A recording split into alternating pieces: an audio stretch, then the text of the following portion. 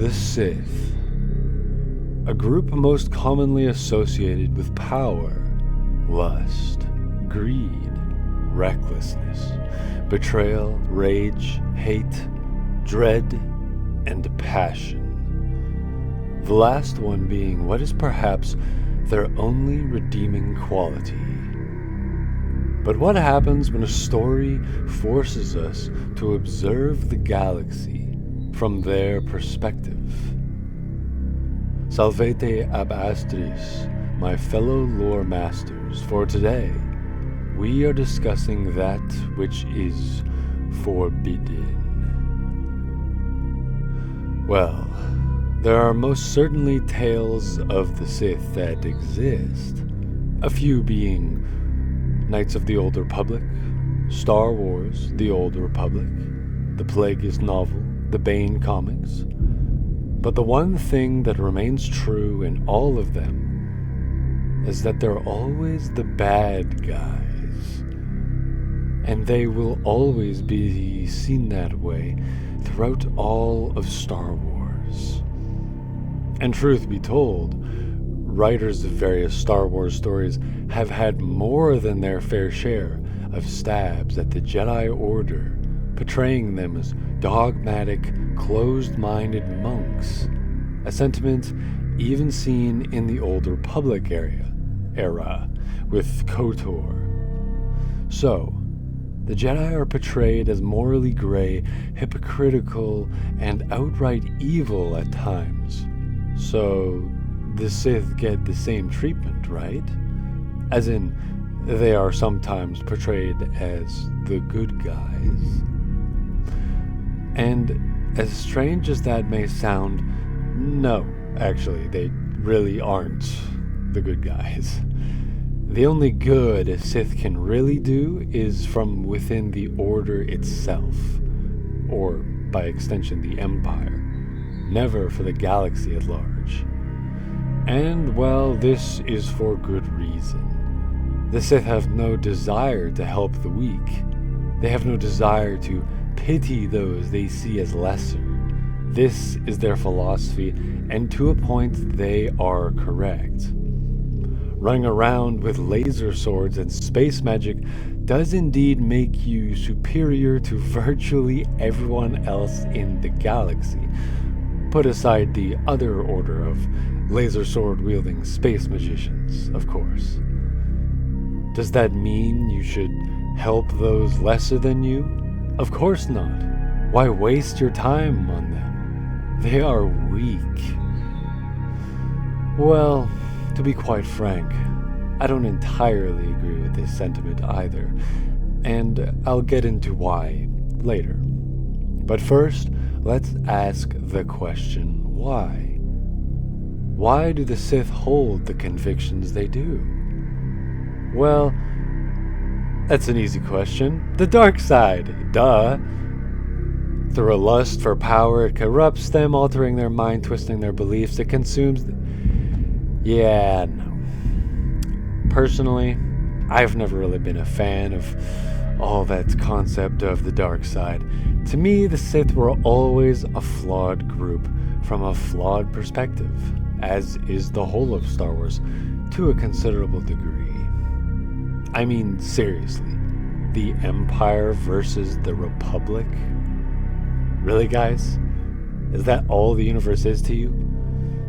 There aren't just two factions, good guys and bad guys. The world is a lot more complicated than that. And, I mean, hey, going a bit off script here, that trope can be done well. And, I mean, hey, like Star Wars is popular because of that trope. For example, take Lord of the Rings. That's just good guys versus bad guys. And that goes hard as fuck. So it can be done well, but mainly here, my problem is with the Sith, as is the topic of this video. So let's get back to it.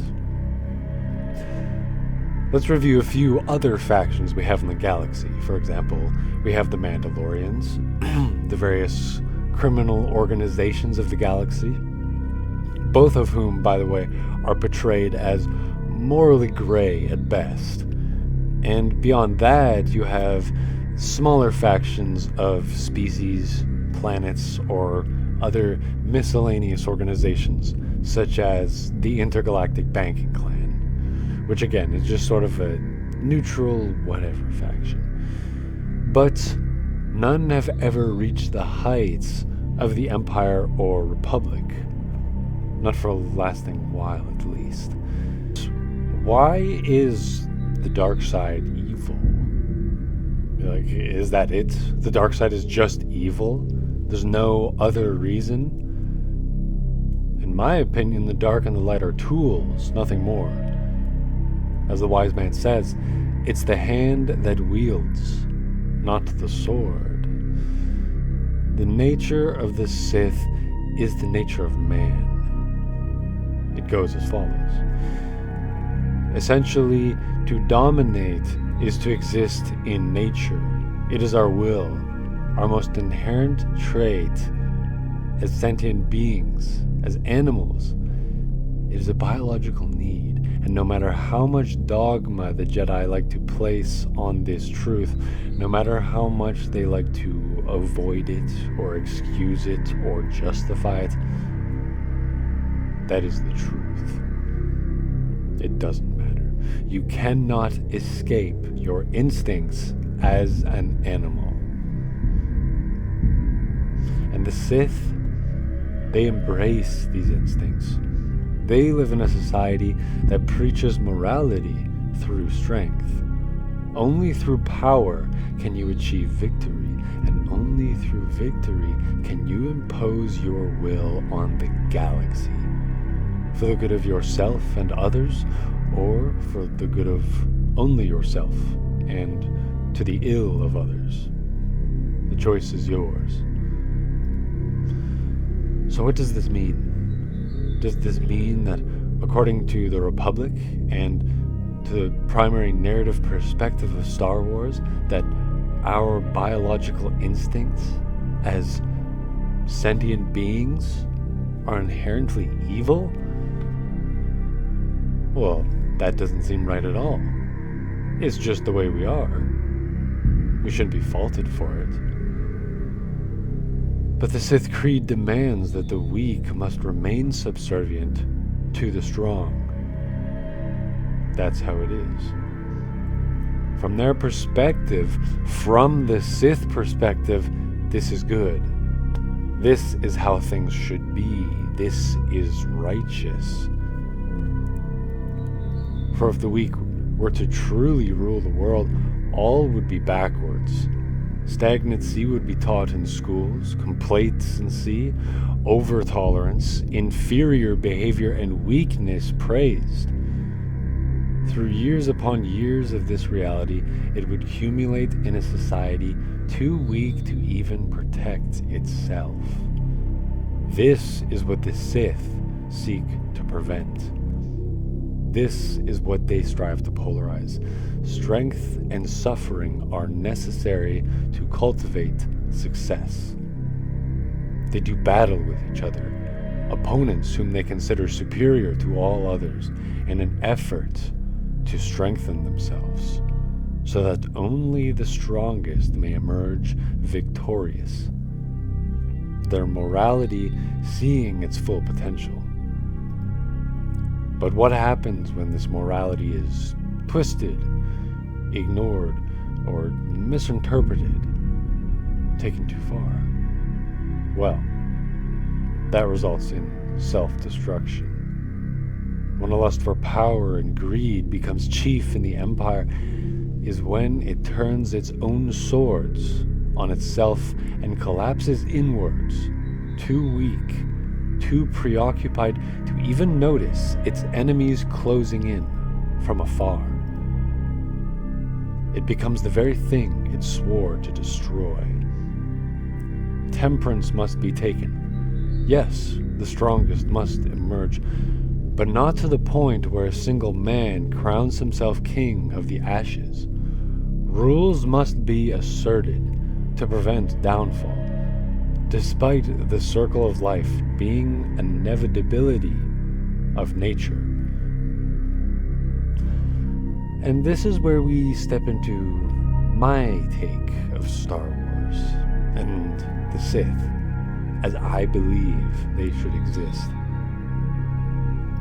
Because as we know, this is their main problem. They become so obsessed with victory that destruction does not come to their enemies, but to themselves from within. If only they could unify, establish a new creed, one that takes from the old one and improves. A creed that does its damnedest to prevent self-destruction while encouraging morality through strength, benefiting from competition, originating from within and beyond. This new creed should also promote honor, true loyalty, mutual respect, and trust. Throughout the Sith, you should learn to see your fellow Sith as less so your enemy, but more so as your brother. This is what the ancient Sith need if they are to survive. May the Force guide you.